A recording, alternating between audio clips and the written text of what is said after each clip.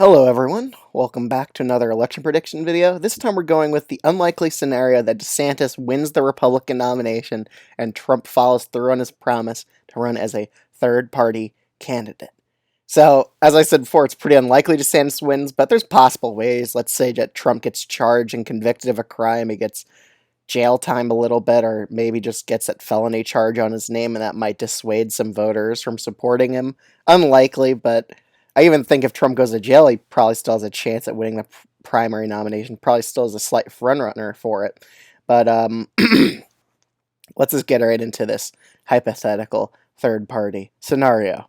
So first off, any state that Biden won in the 2020 election, he's probably winning by over 10 points. Because, again, the Republican vote is getting split. So, like, that 46%, it's getting split in, like, Trump's probably going to get 30% or something of it. Or no, he'll probably get, like, 60% of that vote, while DeSantis gets 40%. The poll I've seen, let me just go pull it up on my phone here. Hold up. I'm pretty sure Biden had 45% in the hypothetical poll, Trump had 31%, and DeSantis had 23%. So I would say that poll's kind of overestimating the Republicans here, because if that combined, that's 54%.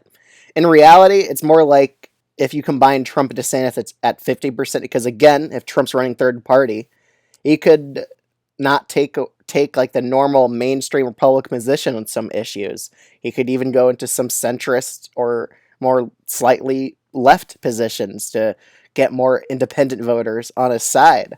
So it could be a plus for Trump. He could expand his little coalition here, but still, DeSantis being in the race, that pretty much hurts Trump quite a bit because they're splitting the vote pretty much 30% to 20% hypothetically. So I think combined they get like 50%, 51%, while Biden gets like 48% around there or something. Because again, I think Trump would pull in some new voters as well. Okay, let's get into more safe blue states. Minnesota, even Michigan, Pennsylvania, these would be won by over 10% here because, again, DeSantis is taking away from Trump. And New Hampshire, same with the Maine. Nebraska second for sure. And I think we could get into the other states now. Okay, I'll start off with Virginia. It would probably be safe Democratic. Georgia as well. Probably North Carolina. Let's take a look at it. So if we look at Biden's 12%, around 48%, again, because DeSantis is at least pulling some votes away, it would probably be safe Democratic. Safe Trump states. West Virginia, for sure. This would be a safe Trump state. The Democrats would probably be in third place in this state, with DeSantis probably taking second. Same thing with Wyoming, probably another very safe Trump state. Some DeSantis states. It's a hard to find them one, but I think Idaho would be one of them. Again, Idaho, it's an extremely Republican state. There's a good bit of Mormons here, and I think the Republican Party, just name ID, would help them out here against Trump. Same with Utah, but it'll be a bit more competitive because, again, Biden's at 37%. So it'd really be a race between DeSantis and Biden for Utah because Trump's taking away from DeSantis in this state, but it'd still be lean Republican.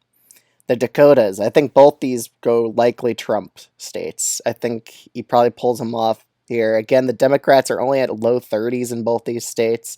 So it'd really be kind of a bit of a three-way race here between DeSantis, Biden, and Trump, but I think Trump will largely pull away here. He has a bit of a rural base in both of them.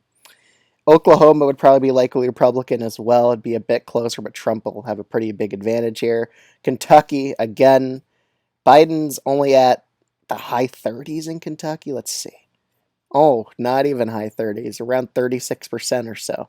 So again, it would probably be a likely Trump state. Arkansas would be one of those as well. Tennessee would be the closer one because they do have a big population base, so Democrats could have a chance at flipping it, but I think it'll still go to Trump overall, even with a Republican like DeSantis running against him. Okay, some more Biden states. Wisconsin, safe Democratic. Ohio, safe Democratic. Iowa could go down to likely Democratic and high single digits victory for Biden. Arizona, Nevada, safe Democratic. Let's see. Now we're narrowing down a lot of states. We're heading down to the south now. Alaska, because of ranked choice voting, the two Republicans here actually have a chance at winning. But again, we have to go with the thing of ballot exhaustion. Ballot exhaustion is win in ranked choice voting. the voter does not rank a second choice because they just vote their first choice anyway.